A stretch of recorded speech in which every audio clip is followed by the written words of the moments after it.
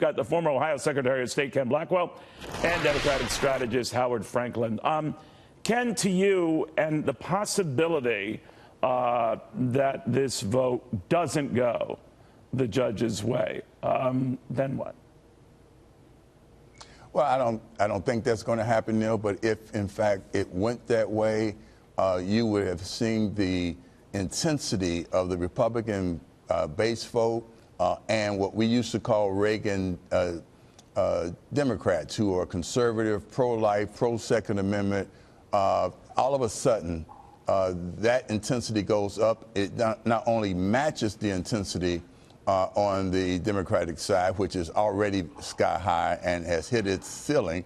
I then think what you see is this.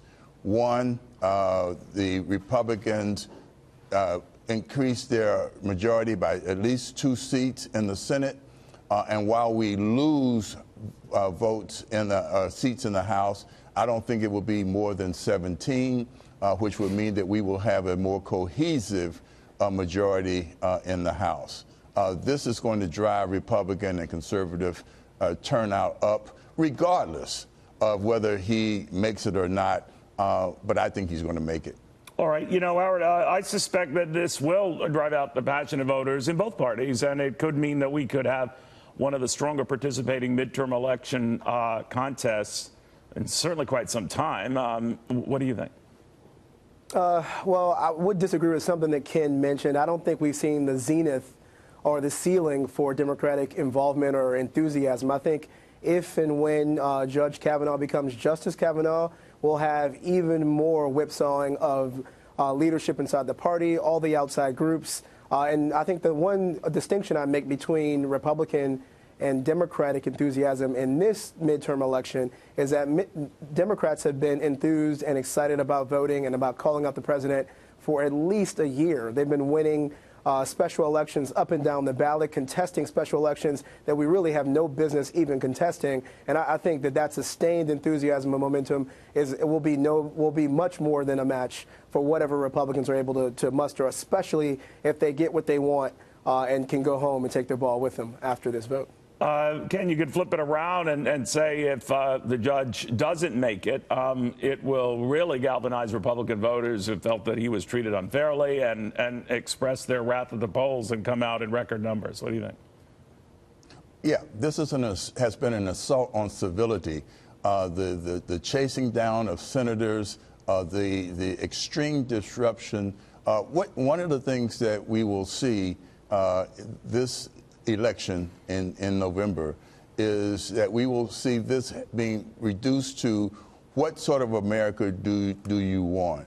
One that respects the rule of law, one that is moving towards civility, or do you want this sort of shenanigans that has been pulled by the left and the Democratic Party? Let me just say, and I think it's very important that we establish this.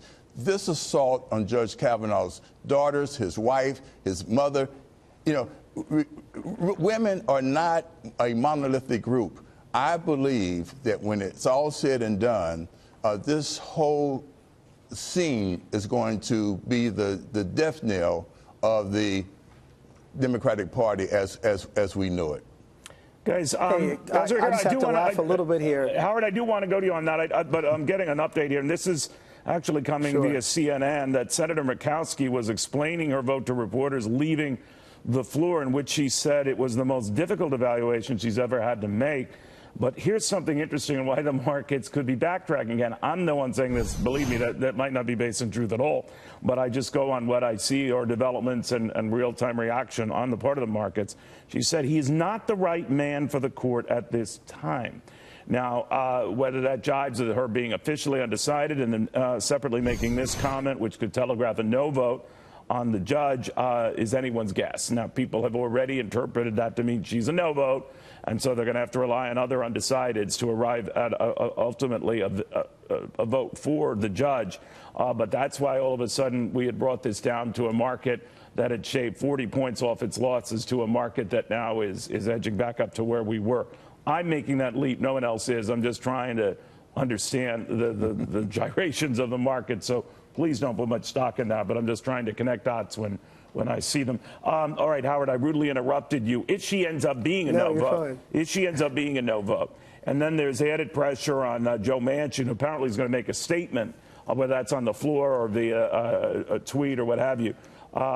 He would be the only Democrat, presumably the only Democrat right now, officially undecided, who's left to at least get a sense of where he's coming from. If he is a yes, obviously that eases a little bit of pressure because they can afford to lose maybe one more Republican. But your thoughts? Yeah, I guess looking at the procedural vote, there's a little bit of wiggle room here. I tend to agree with the one thing that Ken mentioned earlier. It looks very likely that tomorrow's vote he will pass. No additional shenanigans included. I had to laugh for a moment. Anyone who's lived through the first 2 years of the Trump presidency and would call this a loss of civility obviously hasn't been paying attention. I think there's been issues with civility on both sides. I think Kavanaugh made some concessions in his op-ed in as much in saying so, but I don't think that we're going to see a whole lot of civility voters showing up in the midterm elections. I think the people who are fired up about this election have taken as much as they want from Donald Trump and from this Congress, and I think that's really where the enthusiasm and the fire is coming from this November. Well, you could just as easily argue, Ken, for people on the right who feel that they haven't been treated civilly, right? Give me a break. Economic growth, job creation, securing our borders. Here is the challenge. People don't turn out in terms of intensity because they are comfortable. Donald Trump's agenda has made America, comfortable again. What has, in fact, intensified the turnout has been this attack on the left and this advocacy of a move towards socialism, which, in fact, people will come out and say, we don't want to be the next Venezuela. Okay, guys, I wish we had more time. Unfortunately, we do not. But I do appreciate your taking the time.